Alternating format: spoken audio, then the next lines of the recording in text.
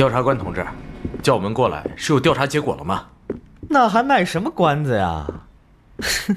让我猜猜，凶手就在我们中间，是吗？嫌疑人的确锁定了，但还有几个问题需要各位配合验证，请大家耐心。首先，凶手是如何进入8楼办公室的？魏师傅，昨晚跟吴东吉的电话里，你说听到一个滴滴声，对吗？对，没错。有，声不大，您不提我都没想起来。电话背景里头好像听到了2声滴滴。当时你听见的？我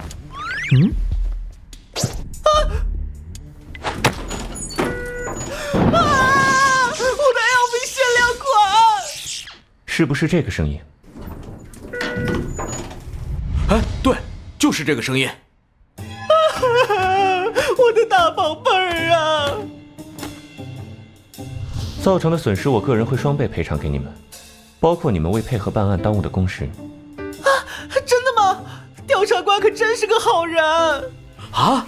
太好了，帮了大忙了，谢谢。周小姐离开的电梯记录是8点30分，凶手拿着吴东吉的眼球上楼是在9点03分，而魏师傅在电话里听见电梯警报声是在昨晚8点35分左右。原来是这样，这就是你之前说的第3种可能吗？什么意思啊？什么第3种可能啊？我之前说过，关于凶手上楼的方法，一共有3种可能。第一种是吴东吉本人带凶手上楼，那没有电梯权限也可以实施犯罪，凶手就有可能是3人之外的人。但是根据周秘书的证词，8点30分时，吴东吉尚在办公室内，那8点30到9点03分之间，吴东吉又是如何下楼，并且没有留下记录的呢？第二种可能是凶手用吴东吉的眼球上楼，但同样的矛盾，吴东吉的眼球又是如何出现在楼下凶手的手中呢？前2种假设都有矛盾，只剩下最后一种可能，那就是凶手其实本来就在办公室里，9点03分的上楼记录是凶手为迷惑视听，杀人后才特意伪造的。钱队，曾科长，凶手到底是谁啊？我还是没听明白。这个手段的关键在于，电梯记录的是按键刷虹膜的时间，而不是电梯实际到达的时间，而这2个时间并不等同。如果在8点30分刷虹膜按下电梯，然后用手提包一类的物品阻止电梯关门下行，这部电梯并不会自动取消下行命令，只会不断地开关门，等到障碍消除再延迟执行。电梯上的下行记录虽然是8点30，但实际上凶手却可以于8点35到9点03分之间杀人之后拿着死者的眼睛下楼，然后于9点03分再上来。而8点半的电梯记录只有1个人，也就是说，你是说周小姐？但是不可能啊！我明明8点33在楼下碰见周小姐，我们从8点33一起待到将近10点，她不可能同时在楼上杀，时间矛盾啊！没错，你遇见的的确是周小姐，但楼上的也是周小姐。周小姐，麻烦你回答一个问题，请先摘下眼镜。请问，工牌上的工号数字是多少？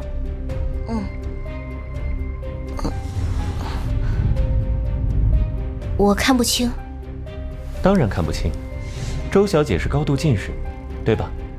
根据周小姐手中镜片的厚度，应该是至少600度的高度近视。然而金哲向周小姐道歉时，没有戴眼镜的周小姐却能清楚辨认工牌上的姓名和工号。我当时戴了隐形，没有人规定不可以同时戴隐形和平光镜，这不能证明什么。很好，不错的理由。那么再问一个问题，可以请你用左眼解锁电梯吗？我没有录左眼虹膜，只录了右眼。是吗？那为什么魏师傅录的却是双眼呢？你看，我老婆也手下留情了，还特意留了一只眼给我开锁用。当时换虹膜锁不是特意要求都录双眼的吗？是周秘书安排录入的呀？没错没错，我的也是双眼。周秘书说自己只录了一只眼睛，的确有些奇怪，但这和不在场证明到底有什么关系？听说过盲人分袜子的故事吗？2个盲人各买了一双黑色和一双白色，一共4双袜子。但2人突然摔了一跤，4双袜子混在了一起。请问要如何区分，使每人可以得到一双黑袜子和一双白袜子？啊，这题我会。以前啊，在脑筋急转弯书上见过。只要把每双袜子拆开，一人一只，最后每人就能得到一双黑一双白啦。没错，一人一只，拆开再重组，仍然是一对。视网膜锁也是一样。意思是，周小姐同样录入了双眼虹膜，只不过左眼录入的却是另外一个人。可是，虽然虹膜锁可以录入双人，但如果2人相貌不同，人前使用仍会穿帮。除非周明生从来就不是一个人，而是2个一模一样的人。近视的前后矛盾，无法用左眼解锁电梯，8点30到9点30同时出现在8楼和楼下，这一切都指向同一个结论，那就是周明生是出于某种原因轮流共用一个身份的双胞胎。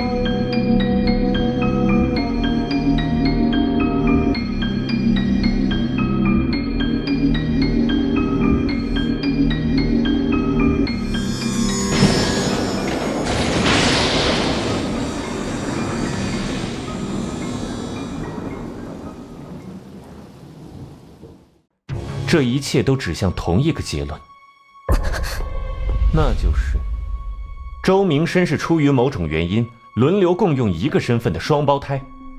不会吧，藏这么深，没听说过周秘书有双胞胎姐妹啊。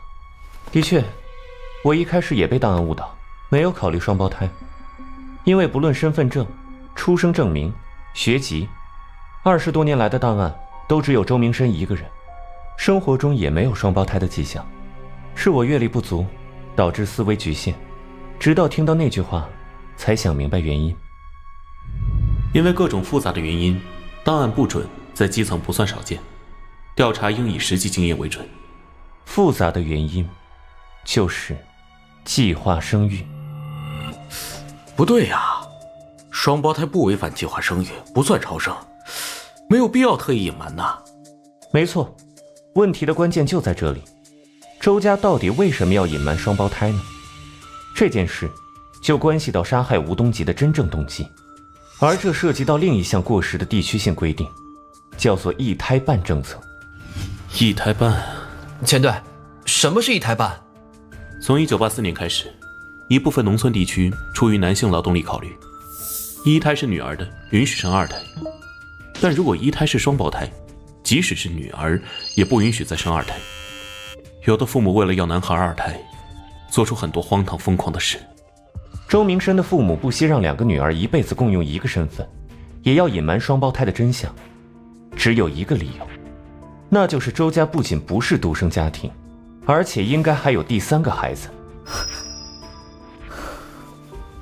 现在站在我们面前的是患有近视，并且一直用右眼解锁电梯的周明生 A， 而金哲那天遇到的应该是视力良好的周明生 B。 实在不好意思。没关系。首先2人调换了气瓶，氦气常用来充庆典气球，不难买到。昨晚8点30分，周明生 B 解锁电梯按下下行键后，却并没有在当时下楼，而是找了个借口留在了8楼。哎呀，电梯坏掉了，我叫人修，等会儿再走。与此同时，周明生 A 假装刚下班，8点33分与张铁柱在楼下相遇，制造不在场证明。随后，楼上的周明生 B 给吴东吉准备好了氦气。吴总，该吸氧了。而期间8点35分，吴东吉给司机魏国伟打了个电话。哎，老傅，先别下班。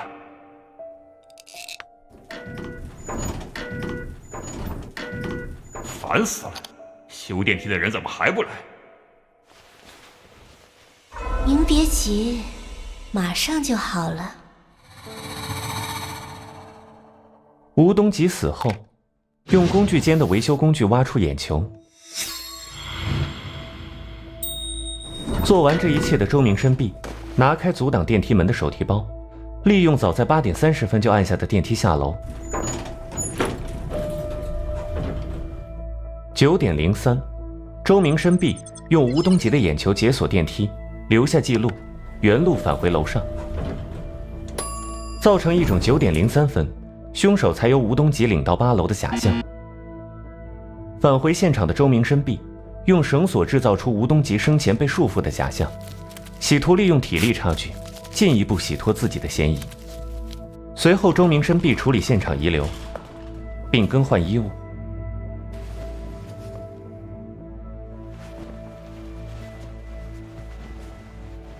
最后9点30分，周明生 B 用吴东吉的眼球离开现场。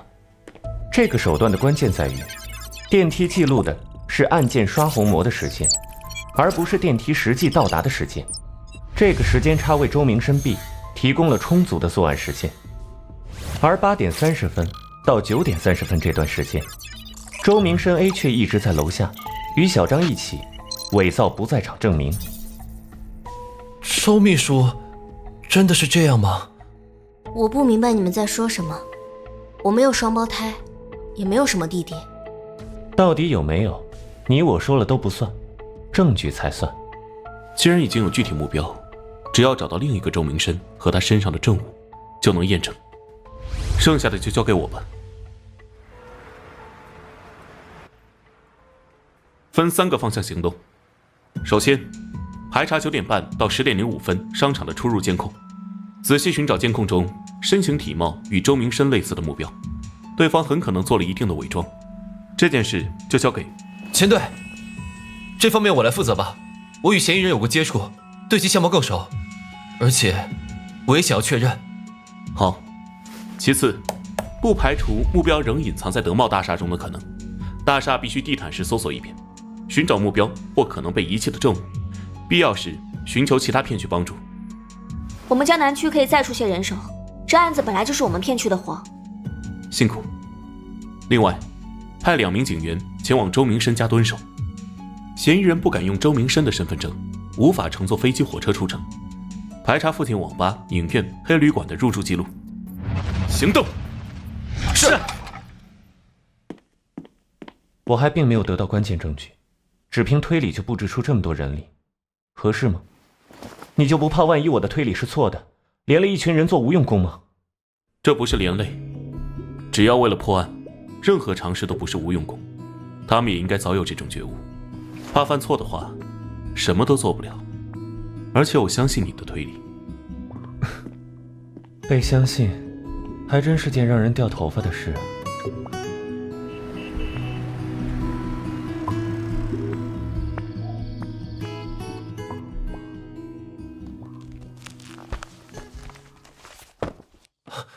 真的一模一样。周明生、周明友，根据吴东吉办公司虹膜锁，分别与你们左眼、右眼符合。周明友，根据昨晚商场门口的监控，9点35分，你戴着口罩离开商场，乘坐车牌为滨 A6899的出租车前往旅馆，是否属实？是，没错。那又怎么样？调查官，我们的确是双胞胎，但吴东吉的死与我们没有关系。我妹妹昨天只是恰好在逛商场而已。周明友，刚才在旅馆抓捕时，你匆忙吞下的物品是什么？别动！我们怀疑你在销毁与本案有关的证据，请如实回答。我再问一次，你当时吞下的是什么？我……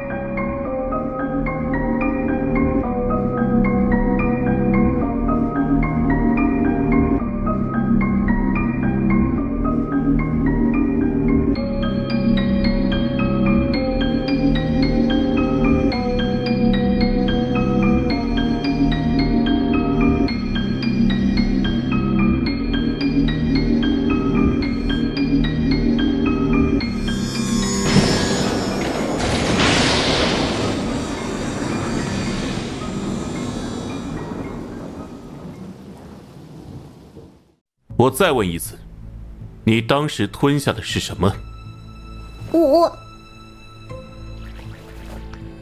我妹平时爱吃零食，最爱吃巧克力豆，对吧，明友？没错，我当时吃的就是巧克力豆。怎么？难道还要剖开肚子检查吗？这对姐妹实在难缠，得想个办法分开询问。巧克力豆，是吗？最好如此。比起丢弃或者藏匿，吞下证物虽然生猛，但确实是个能彻底销毁证物的方便办法。可惜，你们知道吴东吉为什么行动不便，经常需要吸氧吗？不是因为胖吗？根据尸检报告，吴东吉的大脑中发现了软病毒，这是一种蛋白质病毒。起初，患者仅感到头痛及关节疼痛，好痛，好痛！到中期，行走困难，肢体颤抖，无法控制运动；而到了晚期，会丧失记忆，进行性痴呆，神经异常，最后失禁大笑着死去。而这种病毒的主要传染途径就是食用病肉，包括眼球。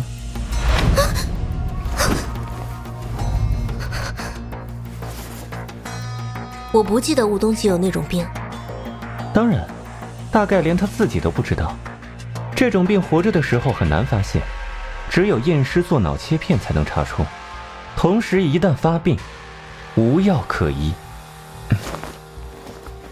现在是凌晨12点，距离你吞下某样东西不到2个小时。现在吐出来，还来得及哦。你吃的只是巧克力豆。明友，冷静。对不起，明友。小张，跟着他去阳花宴。明白。吴东吉行动不便，真的是因为有软病毒吗？不，我骗你们的，他就是单纯的胖而已。我就知道，明友就是性子急，禁不住炸。不过这样也好，至少在牢房里终于能坦坦荡荡有自己的身份，不用再做半个人了。你们到底为什么做这些事？15年前，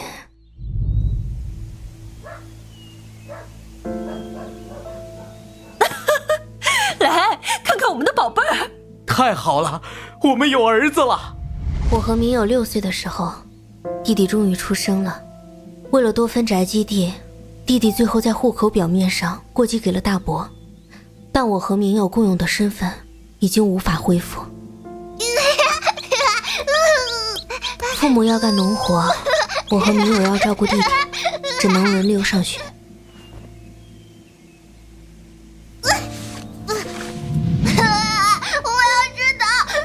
弟弟很吵，很不懂事，一发脾气就薅我们头发，但是我们都得让着他，因为他是弟弟。像你不给我买糖，又在作业本上乱画，这是名生写了1宿的作业。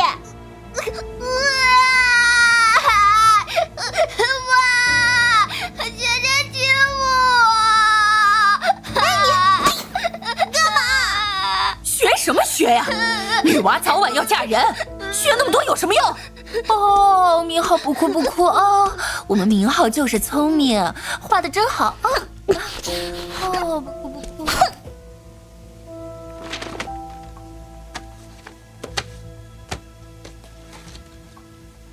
我们都习惯了，碗里3块肉，3块都是弟弟的。我们只敢加土豆。明浩，多吃点长身体啊！吃肉吃肉。我讨厌他，如果没有他就好了。那天轮到我照顾弟弟，我去村口小卖部给他买糖，出门正好撞见。姐姐，姐姐，闭嘴，走快点！姐姐，救我，救救我！救救我！我错了，我以后懂事再也不闹了。姐姐，我没有追上去。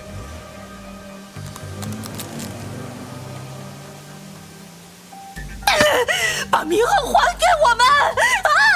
你怎么不把自己给弄丢了呢？啊！我弄丢了弟弟，面对父母的埋怨和打骂，我本来没有什么感觉，但我后来还是后悔了。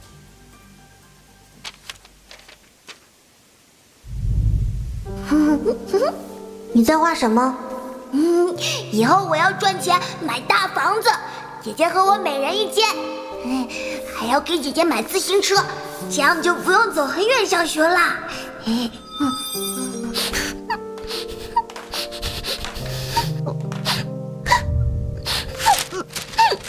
原来我讨厌的不是弟弟，是偏心的父母。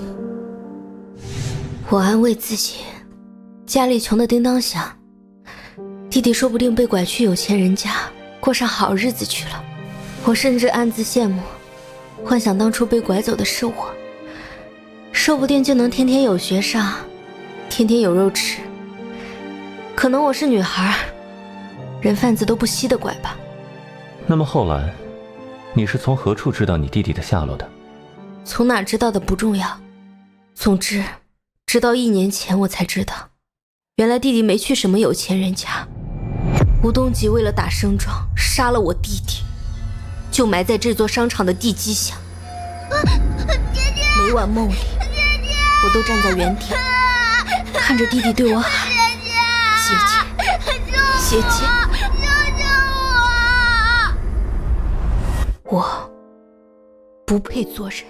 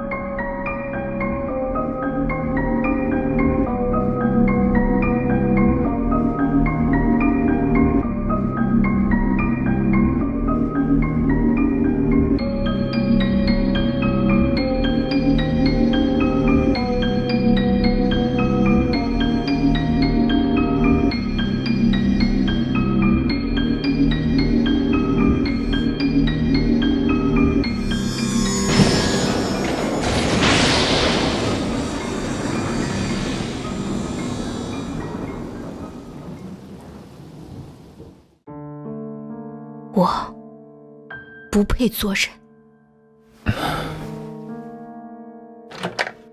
前队，好消息！周明友的呕吐物中果然发现未消化的人体组织，属于眼球部分。恭喜破案，终于可以下班了。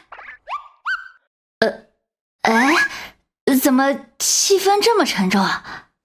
如果能按我安排的做完马上吞掉，或许结果会不一样。不过毕竟不是真巧克力豆，已经难为他了。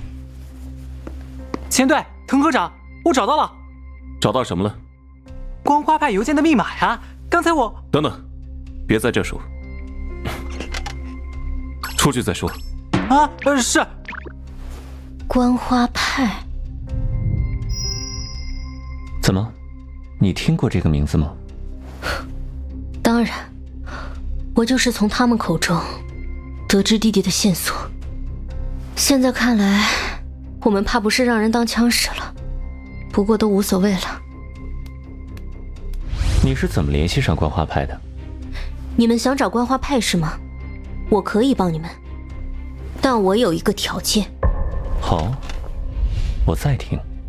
很简单，气瓶是我调换的，人是我杀的，主谋是我。我妹妹只是被我利用，误吞眼球，最多算作伪证。我希望我们都认同这个事实。如果我们未能达成这个共识呢？那么我就算牢底坐穿，也想不起关于观花派的一个字。哼，很有勇气。当然，如果连承担最坏后果的准备都没有，还杀什么人？看得出来，你跟刚才那个傻大哥不同，你我一样是个结果主义者。我们这种人能越过表面的是非规则，看到事情的最优解。明友危害性不大，而早点抓到观花派，就能阻止更多人受害，不是吗？有意思，不过有一点你错了。你说的那个傻大个并不傻，相反，他是我见过的人中最有大智慧的，你我皆不能及。你的条件我可以帮你向检察机关争取，但并不是因为被你的伎俩说服。哦，那是因为什么呢？为了大多数人情有可原。情有可原，是吗？你听说过关洛音吗？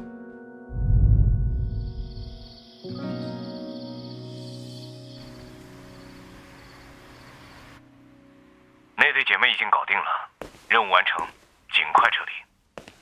怎么，又没轮到我出场吗？唉，真可惜，我可准备了些好东西呢。谨慎一点，这种事没必要亲自动手，你只是保险方案。可是上次也只是客串了送药临时工，唉，我好无聊啊。你这种愉悦犯，早晚栽在无聊上。要不要给他们来点儿无伤大雅的小提示？就一点儿。随便你。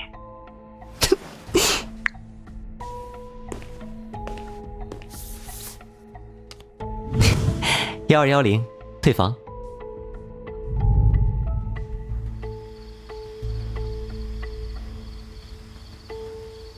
王伯洛，先说密码的事。从何校长的藏书里释出密码本是人民出版社1963年第2版《资本论》，按滕科长给的规则，分别对照页码、行数、字数。何校长电脑中的邮件内容是：读的是会有人来提供，按大师说的做。解出的其他邮件里还有骨灰奶茶的详细计划安排，包括后续尸体和监控处理。这是很重要的信息，总算坐实了光花派与案件的联系。辛苦。嘿嘿，不辛苦不辛苦，其实没花什么功夫，我第一本就试中了，可能我从小运气好，抽奖百发百中的。哦，怪不得喝奶茶也能中 SSR。果然，跟刚才周明山交代的内容差不多，整个计划几乎是观花派一手定制的。可是为了什么呢？目前看来，观花派在有计划地利用方术煽动一系列犯罪，从犯周明勇因吞食眼球，已送往医院进一步检查。主要犯罪嫌疑人周明生，等下会移交给江南区看守所候审。还有时间，小张，你去负责交接一下。啊，去吧。谢谢秦队。德茂商场的案子虽然结了，但观花派的调查才刚刚开始。明天是周末，好好休息，养足精神。解散。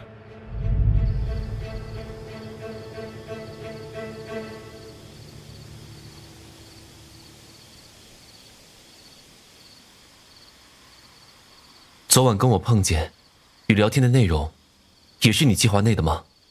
我说不是，你信吗？你那时为什么要说出盛装传说的事？如果你不提起金哲被开除的真相，我们或许就不会往大案有误上想。也许，大概因为我潜意识里其实是想让你们知道的，就像我错算了明友的勇气，也高估了自己的理性。我弟弟和被活埋在地基里的孩子们应该被知道，他们在我心底几乎要将真相喊出来。怎么了？哭丧着脸？我去坐牢都没你沉重。这么脆弱没前途的，破了案应该开心才对。不用自责，昨晚就算没遇见你，也会遇见个小李小王什么的，结果不会有什么不同。以后别那么容易被人骗了。